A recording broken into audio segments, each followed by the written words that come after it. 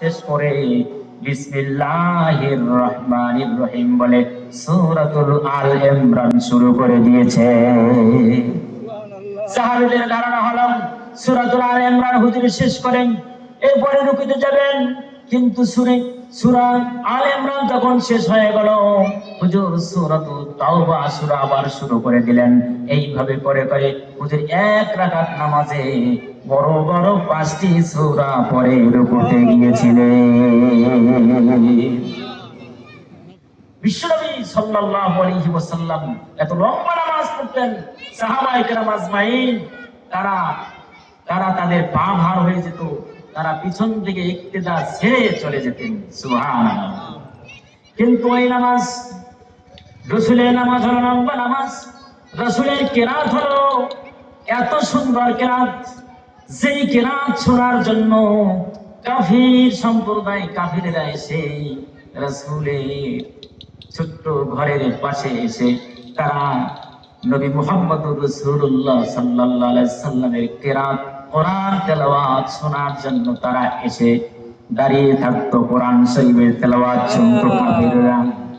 একজন কাফিরের সাথে আর একজনের দেখা হয়ে গেল, গভীর রাত, কাফির মনে করেছে আর কেউ না, আমি নবী মুহাম্মদের কেরাত শোনার জন্য বুঝি এসেছি। কিন্তু যখন তারা ছুটে যাচ্ছিল ওখান থেকে কেরাত শোনার পরে, তারপর একজন আর একজনের সাথে লেগে গেল, ব্যাপার কি, তুমি আসছো কেন? বলে তুমি আসছো কেন? বলে তুমি আসছো কেন? আমরা আসছি মুহাম্মদের ধর্মগ্রন্থ কোরআনের তেলাওয়াত শোনার জন্য। এত সুন্দর তেলাওয়াত, বিশ্বনবী সাল্লাল্লাহু আলাইহি সাল্লামের তেলাওয়াত এত সুন্দর, কাফিররা পর্যন্ত শুনে তারা মুগ্ধ হয়ে যেতেন।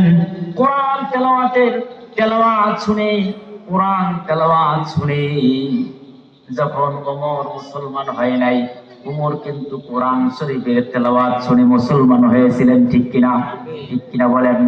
যেহেতু তেলাওয়াতের কথা বলবো না, বলবো নামাজের কথা, এই জন্য আমি বলতে চাই, একটু তেলাওয়াতের ভিতরে একটু চলে গিয়েছি, এই জন্য যে তেলাওয়াতের গুরুত্ব বোঝানোর জন্য।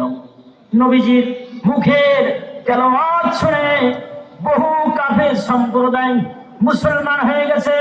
সেই ওমরের মতো মানুষ মুসলমান হয়ে গেছে, যিনি রাসূলের পাক সাল্লাল্লাহু আলাইহি সাল্লামের গর্দান দ্বিখণ্ডিত করার জন্য কাঁধের উপরে তরবারি নিয়ে নবীর কাছে গিয়েছিলেন, কিন্তু নবীর কাছে যাওয়ার পরে তেলাওয়াত শুনে মুসলমান হয়ে গিয়েছে।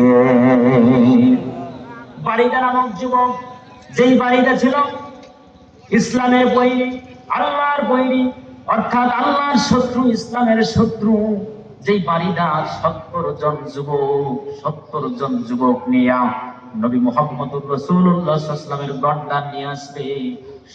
100 উট তাকে পুরস্কার দেওয়া হবে যদি নবী মুহাম্মদের গর্দান যদি নিয়ে আসতে পারে। এই জন্য তার সৈন্যদেরকে নিয়ে সেখানে উপস্থিত হয়েছিল। বিশ্ব নবীজি সাল্লাল্লাহু আলাইহি সাল্লামের সামনে চলে গেলেন। বিশ্ব নবীজি সাল্লাল্লাহু আলাইহি সাল্লামের সাথে কোনো সৈন্য ছিল না, কোনো সাহাবায়ে কেরাম ছিল না, শুধু একজন লোক ছিলেন, সিদ্দিক আকবর হযরত আবু বকর সিদ্দিক রাদিয়াল্লাহু তাআলা আনহু, তিনি ছিলেন। সুবহানাল্লাহ। হযরত আবু বকর সিদ্দিক রাদিয়াল্লাহু তাআলা ছিলেন। হযরত আবু বকর বললেন, হুজুর আমাদের আর রক্ষা নাই, আমাদের কোনো রক্ষা নেই, কারণ যেই বাড়িরা তার সৈন্যদেরকে নিয়ে অস্ত্র শস্ত্রে সজ্জিত হয়ে আমাদের মোকাবেলায় আসছে, আমাদের কোনো অস্ত্র নাই, আমাদের কোনো বাহনও নাই, আমাদের তো কিছু নেই। বিশ্ব নবীজি সাল্লাল্লাহু আলাইহি সাল্লাম বললেন, চিন্তা করো না, লা তাহজান ইন্নাল্লাহা মা'ানা। সুবহানাল্লাহ।